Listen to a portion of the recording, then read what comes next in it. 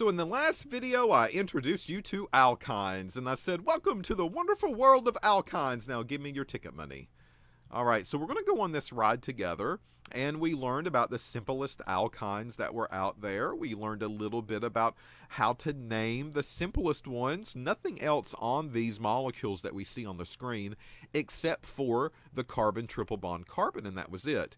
The other groups that were there, they were the traditional alkyl groups, methyls and ethyls and propyls and so forth. So I'm going to say nothing tricky. This was all very kind of straightforward to the basics of what nomenclature and organic compounds are all about.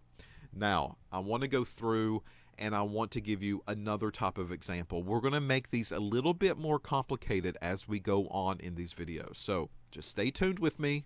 Again, buckle up, get ready for the ride, even if you're not going on one right now. You might a little bit later.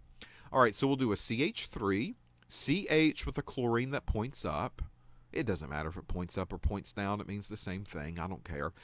Here are the next carbon. We'll put a bromine on it, and we'll point that one up too. You can point it down, whatever. Do what makes you feel good. All right? Then we have a carbon, triple bond carbon, and then we'll end this out with a CH2, a CH2, and a CH3. And I ask you, name this, name it, name it, name it. And you're going to go, okay, this is not a problem. I can do this, please. I can do this in my sleep. You'll get to that point if you're not there already. Longest carbon chain. Okay, this was going to be pretty easy as far as longest carbon chain goes. It looks like it goes straight across. That's the only carbons that are in the structure. It's got to go across. 1, 2, 3, 4, 5, 6, 7, 8. There's a total of 8 of these guys. So this is a octane. And now I'll look at my triple bond, and I need to give it the lowest group number. Notice what I did there. I didn't say anything about chlorine and bromine, did I? Nope, I didn't. I said triple bond. You give the triple bond the lowest group number. You worry about everything else later. We've just named this as a triple bond. We have just named this as an alkyne. You better give it the lowest group number and worry about everything else later. That's the priority. That's what you've just given it. All right, so if I go left-handed, 1, 2, 3, 4 from the left, I find a triple bond. If I go to the right, 1, 2, 3, 4 from the right, I get a triple bond. It's going to be a 4 no matter which way I go. So that makes that part easy. It's a tie. Well, what do you think is going to break the tie? You better tell me the correct answer there. You better tell me the correct answer because we've seen this before over and over and over. If you tell me what will break the tie is luck, well, good luck passing the class. If we go left-handed, we are seeing two groups that are on this molecule, a chloro and a bromo. There ain't nothing over here, folks. Nothing on the right-hand side for you. Go home, nothing to see. Bye-bye. To the left-hand side, we have two groups, and we want to go in and give those groups the lowest number possible at this point. The alkynes, it's tied up. It doesn't really matter. So that's going to force me to number from the left and go across this way. Therefore, at carbon 2, I have a chloro group. At carbon 3, I have a bromo group. I put those in alphabetical order. B comes before C. So 3, bromo, 2, chloro, and then 4, octane. There's your IUPAC name for that structure. Did that seem easier to you? Compare this to maybe many weeks ago when you were first introduced to IUPAC and you were first introduced to the rules of nomenclature. If this seemed easier, that's kind of weird because it's a more complicated molecule. So the only way that this would have seemed easier is if you learned something. So don't turn your back on organic. Because if that description was okay with you and you followed through with it and there was nothing big alarming issues with this example, then good for you. You are learning organic, you're learning nomenclature. People learn it at a different rate, and it's okay. Sometimes it doesn't click until here. Sometimes it won't click until later on in this lecture, or maybe a week or two later on. But it will happen. It will happen. And maybe this is one of those examples where it did. Let's look at another one. CH3, CH, and point it up. Let's do a CH3 there. Carbon, triple bond, carbon. We'll do CH2, CH2, and we'll end it with a Br. All right. Let's IUPAC this one. Longest carbon chain. All right. So it looks like the majority of the carbons go straight across. One does kink up here at the top. So let's just kind of double check ourselves. 1, 2, 3, 4, 5, 6 if I go all the way across. If I start up here and kind of swing down and go 1, 2, 3, 4, 5, 6, I'm going to get that again. So it's going to be a 6 no matter which way I go with it. So I'm just going to circle it straight across. It's typically the easiest. That's what people like the most. So 6 carbons in total. This is a hexyne. And I need to give this triple bond the lowest number. That is really my focus right now. So if I go left, 1, 2, 3. And if I go right, 1, 2, 3. I'm going to get a 3 no matter which way I go. Okay, so hopefully that was okay, at least until that point. So we have a tie right now. We have a tie.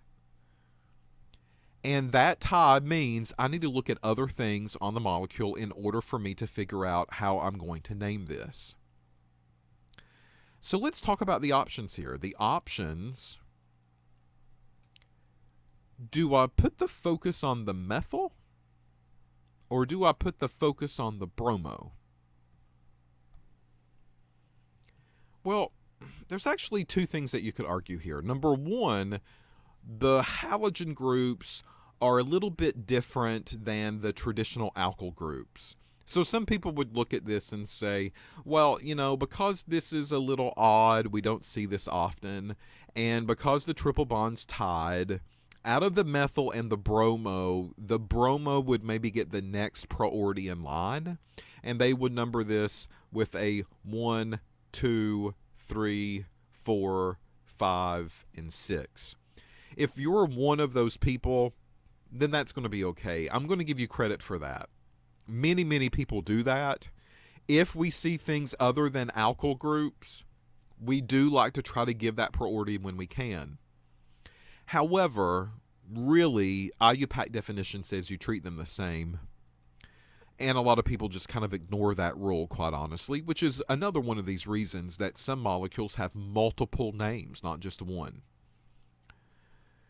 Well, there's another reason that that would be the preferred order right there. Not just because bromine is kind of special and we give that the next priority in line, but if I look at the way that this is numbered, right now I'm going to number this with a 1 and a 5. Okay, a 1 bromo and a 5 methyl.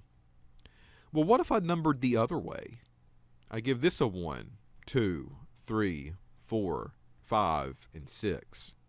What numbers do we end up with there?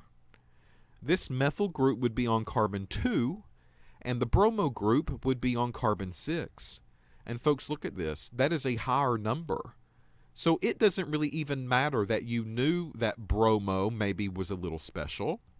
If you would have numbered this other way just to test the routes to see which one of these are going to end up giving you the lowest number, you're going to see that left to right would have given you higher numbers in the IUPAC name, and that is not allowed. Lower numbers as much as possible through the entire substituents if they are regarded as equal. So, carbon 1, I've got a bromo. Carbon 5, I've got a methyl. In the name, B comes first, 1 bromo, then 5 methyl, and then 3 hexyne. There's your next example. Completed. Finished. Done. Does this have a common name? Not really.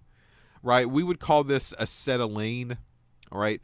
And then here we could call this isopropyl if we wanted to. That's an isopropyl group right there. Over here, what do we call this? This is an ethyl group with a bromo. Do we call this bromoethyl, isopropyl, acetylene? Well, kind of. I guess you could. But the more complicated that these groups get, the less inclined we are to use common names in order to answer these. Now let's look at another series of molecules. So let me clear the screen out. We'll do some more. I told you they're going to get more and more complicated, right? So let's try CH2 double bond carbon double bond CH2. How do we name that? Well, wait a minute now. This isn't an alkyne. There's no triple bond here. He's trying to trick me. Good job. Good for you.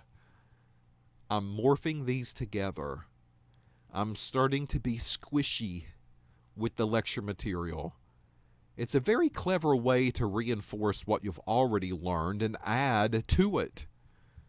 So I'm not going to take anything for granted. I'm going to go back. I'm going to take a look at these double bonds. We use the rules of the double bonds. I'm testing you. I'm testing you to make sure that you're paying attention. And we have double bonds, not triple. So this is a 3-carbon chain, and this is what would have been a propane, but this is a double bond, so this is going to be a propene, but there's 2 of those. So we're going to call this a propadiene. You leave out that A, that's okay, not a problem. Propadiene. Well, I can actually leave it here. There's only one way to draw propadiene, but if you really did want to be particular, this is carbon 1, that's carbon 2, that's carbon 3. So the double bond's going to happen at carbon 1 and at carbon 2. So this is going to be a 1,2 propadiene. Right? Carbon 1, I see my first double bond, and then on carbon 2, I see the next double bond that begins to happen. So 1,2 propadiene. Okay, so that wasn't an alkyne. No big deal. But look, we use the same rules. And that's really what this is all about. Let's look at another. CH2, double bond, carbon, up here, CH3, then CH, double bond, CH2. Let's try that one. All right. Longest carbon chain, maybe all the way across here. That would include all of the double bonds, right? That's one of the things that we talked about. If I go up, I'll miss that double bond. I don't want to really do that, okay? So 1, 2, 3, 4, this is a buta, and this is also a diene, because there's 2 of them. How do I number these? If I go from the left to right, I'm going to get a carbon 1, 2, 3, and 4. I'll get a 1 and a 3. That's where my double bonds would be. If I go from right to left, it would be really the same thing, wouldn't it? Carbon 1, carbon 2, carbon 3. At 1 and 3, I have a double bond. So it's going to be 1, 3 no matter how I go. They're tied. And what will determine that I will number left to right is the methyl group. It's closer to the left-hand side. And that will give me the lowest number for that group.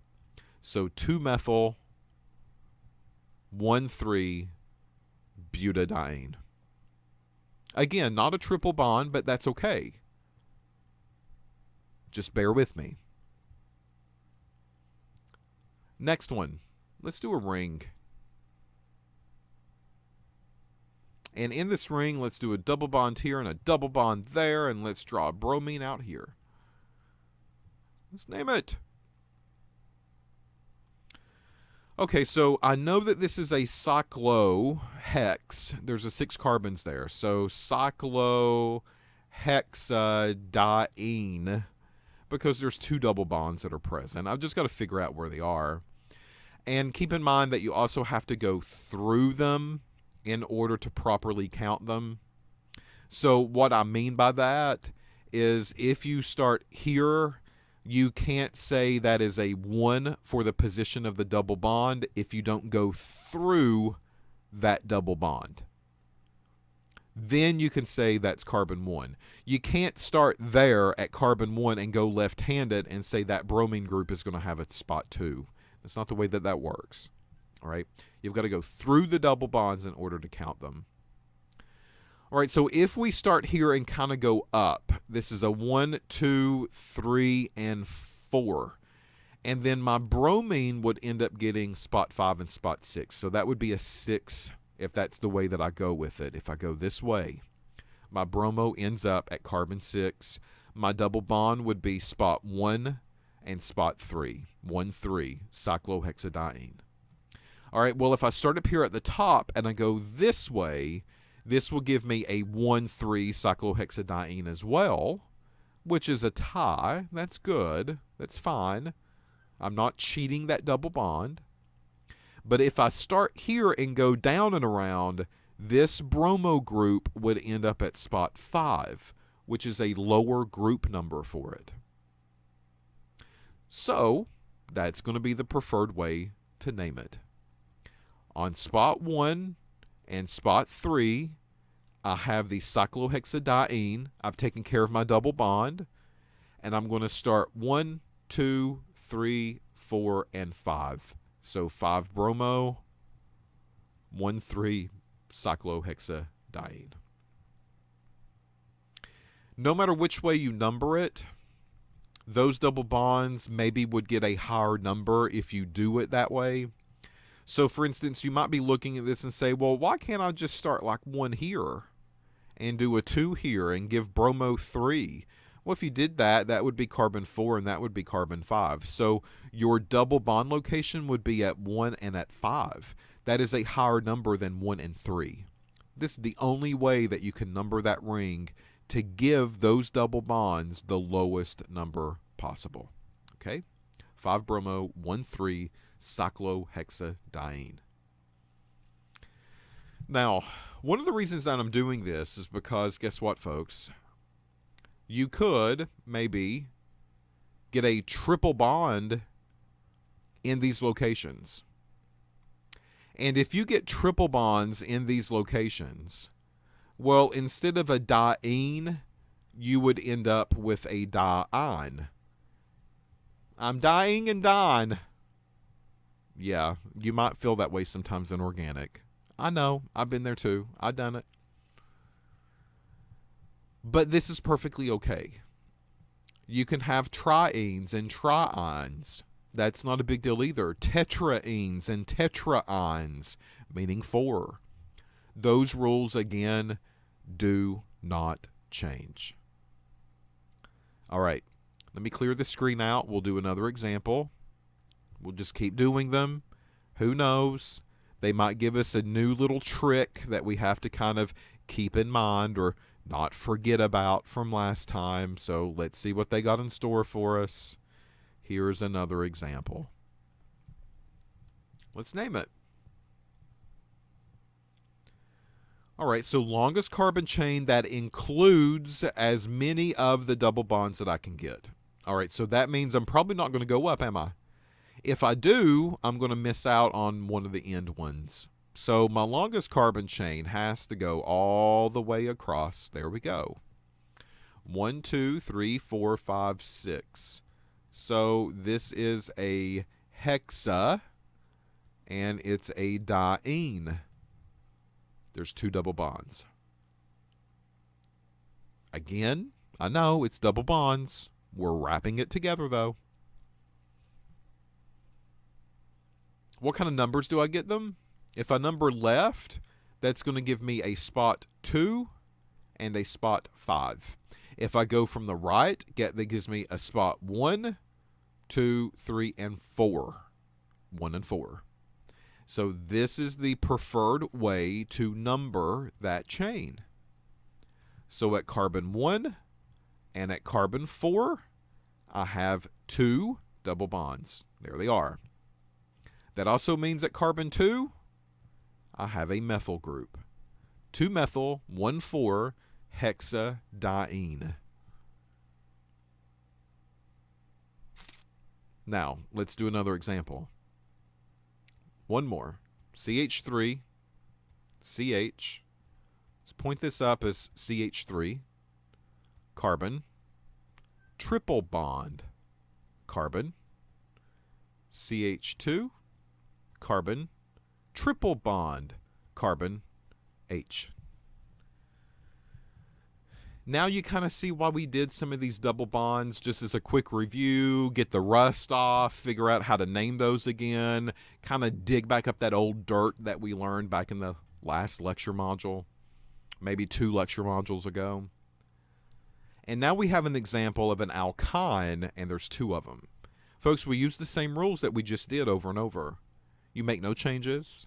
It's just an ending modification. That's it. So you find the longest carbon chain. That longest carbon chain better have all of those triple bonds. So all the way across, it's probably going to be the best bet. There we go.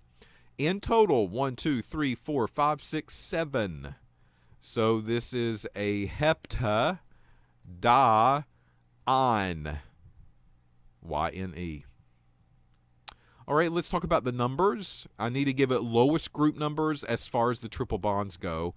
It looks like if I number left, I'm going to kind of skip out, right? I need to start numbering to the right-hand side. That is closest to that end, and it's probably going to be closest to that one as well. We'll just double-check it just so that you can see the difference. You know, sometimes you need that review, and that's fine. It don't bother me to write another set of numbers on here. Please. So if I go from right to left, I'm going to end up with a spot 1 and then a spot 4.